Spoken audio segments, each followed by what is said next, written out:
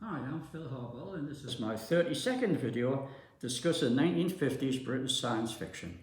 In this video, I want to continue telling the intriguing story of how British hardcover publishers eventually woke up to the possibilities of science fiction in the 1950s. My last video, number 31, showed how Grayson and Grayson had led the way.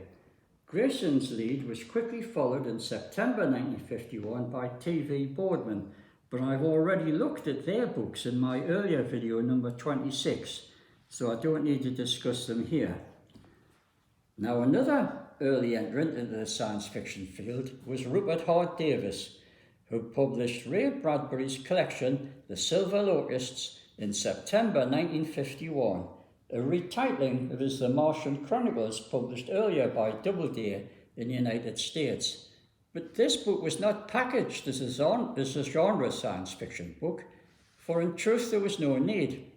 Bradbury was an exceptional writer who transcended genres and who commanded the respect and plaudits of even the most acerbic highbrow critics.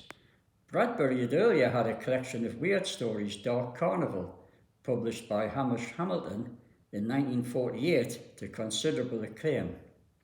Hart Davis followed with Bradbury's other early great science fiction titles. Their books carried the obligatory arty dust jackets of the mainstream, but were a big success. Hart Davis reprinting the titles at regular intervals. Here we see The Illustrated Man, published in June 1952, and The Golden Apples of the Sun, followed in September 1953. Now, the stories in The Golden Apples unusually were illustrated. There we see on the title page that the stories were illustrated by Joe Mugnami. The illustrations were in a sort of highbrow, sketchy style, but that ticked the boxes for the mainstream.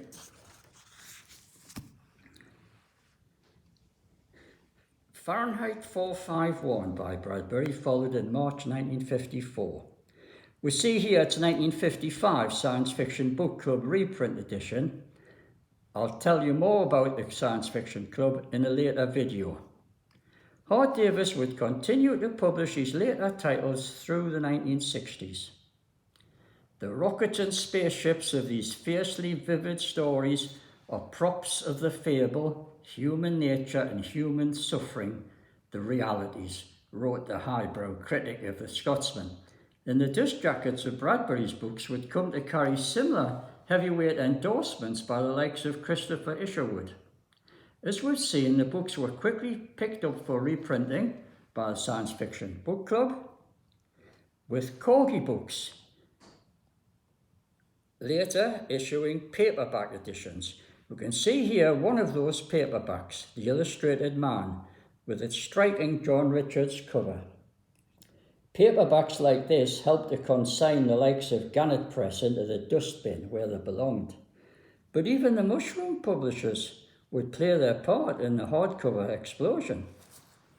In May 1952, mushroom publisher Curtis Warren suddenly began issuing all the genre novels, including the science fiction line, simultaneously in both paperback and hardcover editions. They were designated as the Lion Library, and they were initially 128 pages and they were priced at 6 shillings. But at first this was hardly value for money, as Curtis was still publishing rubbish, as exemplified by The Black Infinity by Bill Cameron, David O'Brien hiding behind it on this occasion. This book was a real stinker. But as noted in my earlier videos, the standards soon began to shoot upwards as the year progressed, when Dennis Hughes's peculiar science fantasies began to appear with increasing frequency, such as The Queen People, 24 Hours, both in July 1952, and the following month was John Glasby's first hardcover title, Time and Space, followed by several others, all under pseudonyms.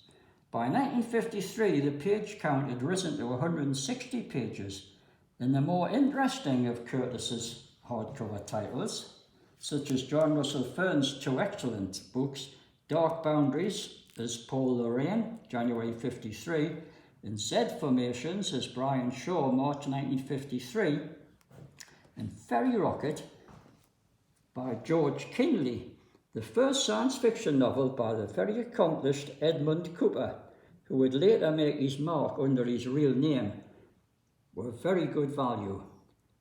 Also collectible are the Dennis Hughes pseudonymous science fantasies such as House of Many Changes, August 1952, and Blue Cordon,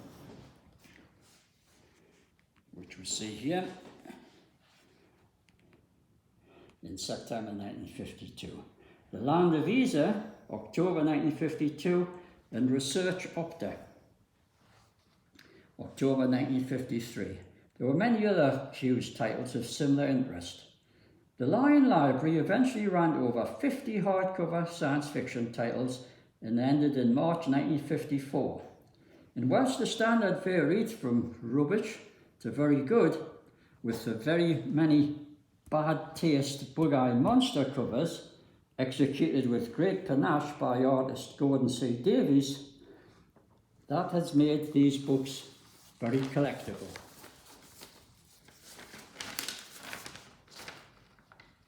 And they're all collector's items today. However, at the time of their publication, with the small print runs going straight to the London libraries, their influence on the larger publishers was quite negligible. But with one important exception, their immediate rivals, Panther Books.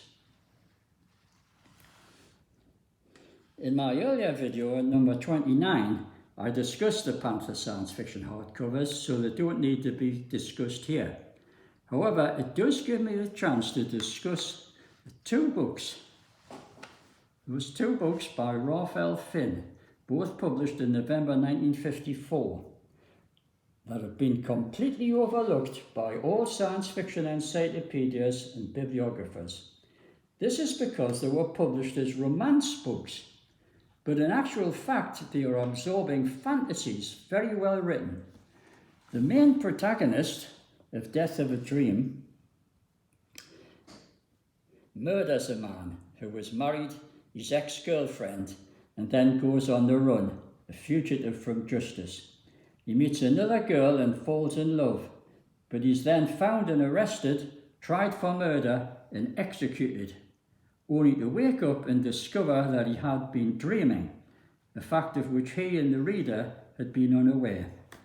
Frightened in case his dream may come true, and that he might yet murder the man of whom he is insanely jealous, he leaves town. But then he meets the girl of his dream. How neat is that? The story can be interpreted as mental time travel into an alternate reality. Finn's other similar title, I Sent You Red Roses, is a haunting reincarnation love story fantasy that has pleasing resonances with Robert Nathan's fantasy classic Portrait of Jenny. It's perhaps worth recording here that following the filming of Nathan's book in 1949, starring Joseph Cotton and Jennifer Jones, Samson Lowe did this film tie-in edition.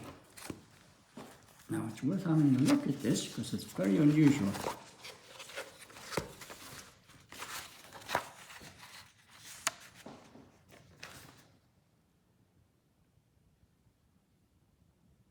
This handsome hardcover edition has film stills on the reverse of its dust jacket, which I think was a really novel touch. Just put this book back together again.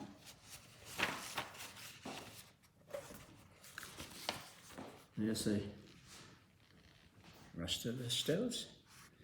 A really collectible edition.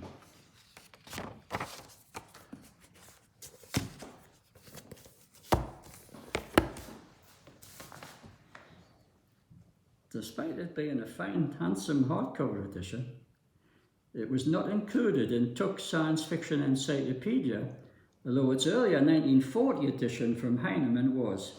It was based on J.W. Dunn's time theories and deserves to be a prime collectible. Good hunting, fellow collectors, if you decide to try and find it. Now, the next publisher who entered the genre science fiction lists in spectacular fashion was Weidenfeld and Nicholson in September 1951 with 2 American reprints, The Weapon Shops of Isher by A.E. Van Voort and New Tales of Space and Time by Raymond J. Healy, a collection featuring such leading authors as Isaac Asimov and Ray Bradbury. Both these books were slightly larger than normal size, 8 inches by 5.1 inches, as opposed to the standard size of 7.5 inches by 4.9 inches. And the books were priced quite expensive at 9 and 6. They had stylish atmospheric cover art by Pagram, and the back cover announced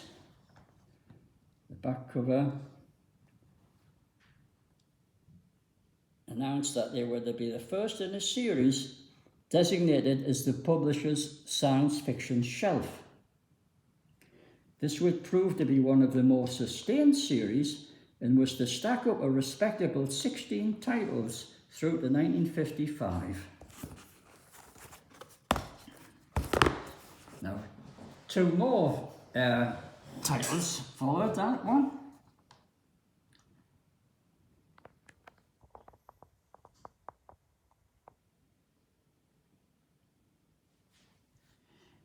In 1953, and both in the same attractive format.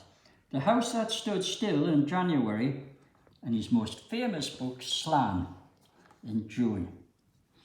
The last title to use the larger format was something of an anomaly, an original British novel by Hazel Adair and Ronald Marriott. Hazel Adair was a successful mainstream novelist who was beginning to write for television. Stranger from Space, a very simple story, had been a serial on children's television, which was then novelised, but Weidenfeld didn't identify it as a juvenile. American anthologies were still very much favoured by all British publishers, or else they were being pushed by agents hoping to then sell novels by some of the writers featured. At any rate, Groff Conklin's anthology Invaders from Earth, in standard size, was published in July. A cheaper looking arty 2-colour dust jacket was unfortunately also adopted, along with the change in size. And it's unfortunate that this applied to the first English edition of Isaac Asimov's famous novel Foundation in October. The following month saw the inevitable American anthology Prize Stories of Space and Time, edited by Donald A. Walheim. 1954 maintained a high standard of material, with Clifford Simak's award-winning City in January, along with Van Voort's The Weapon Makers, the sequel to his earlier The Weapon Shops of Isher, with another attractive Pagram pictorial cover, albeit in just 2 colours. February brought a surprise but short-lived full-colour pictorial dust jacket for P. Schuyler Miller's vintage collection, The Titan and Other Stories. Its companion title, in the cheaper 2-colour jacket, was another much better American collection, Henry Kuttner's Ahead of Time. The year concluded with 2 anthologies edited by August Derleth, Beachheads in Space in May and Worlds of Tomorrow in October, and Henry Kuttner's classic series of the telepathic Baldies, Mutant, here assembled as a novel. The series unexpectedly and disappointingly ended in February 1955 on another high note, Raymond J. Healy's 9 Tales of Space and Time. It had been a good effort by an enterprising publisher. Passing mention should be made of how the sudden boom in science fiction attracted the attention of established authors from outside the genre who were tempted to get in on the act. The most notable of these was Dennis Wheatley, who had been a bestseller thriller writer for Hutchinson since the 1930s. Although best known for his excellent supernatural horror novels, such as To the Devil a Daughter, 1953, which we see here, which was the sequel to his famous The Devil Rides Out in 1935, many of his pre-war titles actually blurred into science fiction, such as They Found Atlantis and 60 Days to Live. But all of his science fiction and weird novels, which were very good, had been confined to Earth, and it was not until 1952 that he ventured into outer space with Star of Ill Omen in August. The naive blurb writer proclaimed the book as another of those fine feats of imagination, rivaling the stories of Jules Verne and H.G. Wells, i.e. code speak for this is science fiction, but we can't bring ourselves to say so in case it puts you off. But the book was science fiction, of course, and of the most blatant kind. The author had evidently hastily swatted up on popular astronomy and the many revelatory so-called non-fiction books about flying saucers, especially Frank Scully's notorious Behind the Flying Saucers, 1950. The result was ludicrous. Amongst Wheatley's fine feats of imagination was the stupid idea that giant Martians would have evolved to be 3 times bigger than human beings because their planet's gravity was only a third of Earth's. The blurb went on to reveal that the book dealt with the greatest mystery of our age, and one for which the world's most brilliant scientists have so far failed to offer any concrete explanation: the appearance, origin, and purpose of the flying saucers. The less said about this bloody awful book, the better. Fortunately, there were better titles ahead in 1953, and these will be the subject of my next video.